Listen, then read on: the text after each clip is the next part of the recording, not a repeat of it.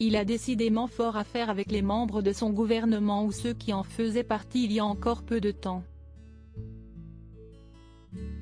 Entre la crise sociale, née depuis la présentation du projet de loi de la réforme des retraites en début d'année, les récents propos de Gérald Darmanin sur l'incapacité de l'Italie à gérer la pression migratoire, et l'information judiciaire ouverte ce jeudi 4 mai, notamment pour détournement de fonds et abus de confiance, sur la gestion du fonds Marianne, créé à l'initiative de Marlène Schiappa, Emmanuel Macron se retrouve, cette fois, pris à partie par une ancienne de son gouvernement. L'ancienne ministre de la Transition écologique, Barbara Pompili, a, en effet, pointé du doigt le chef de l'État dans le quotidien L'Humanité le 24 avril, désigné à la vindicte une catégorie de la population, que ce soit les étrangers ou les agriculteurs, ne peut mener à l'apaisement dont on a besoin. Il faut arrêter de monter les gens les uns contre les autres, avait-elle alors indiqué. Des propos qui auraient passablement agacé le président. Ce dernier aurait même déclaré, selon le Canard enchaîné du 26 avril, « Quand elle n'a pas ce qu'elle veut, elle mord. Et elle espère qu'on lui paiera le prix pour avoir la paix. »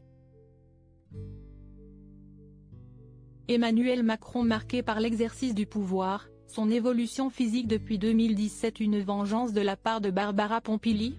Selon l'hebdomadaire, Emmanuel Macron aurait vu dans cette interview de son ancienne ministre une vengeance. La raison?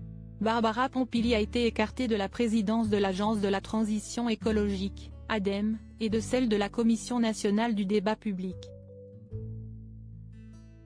Celle qui vient de quitter le groupe Renaissance à l'Assemblée nationale, tout en y restant apparentée, avait aussi indiqué dans l'Humanité que la pratique verticale du pouvoir, d'Emmanuel Macron, note de la rédaction, est un danger pour la démocratie, et que ce dernier ne devait pas oublier pourquoi il a été élu et dans quel contexte. L'ancienne ministre du gouvernement Castex avait aussi regretté que le chef de l'État ait compris le problème de la transition écologique mais n'exprime pas de vision politique ni de récit de cet enjeu. Probablement pas de quoi adoucir ses relations avec un Emmanuel Macron plus qu'irrité par ses propos. Article écrit en collaboration avec 6 médias Crédit Photo, Dominique Jacovide.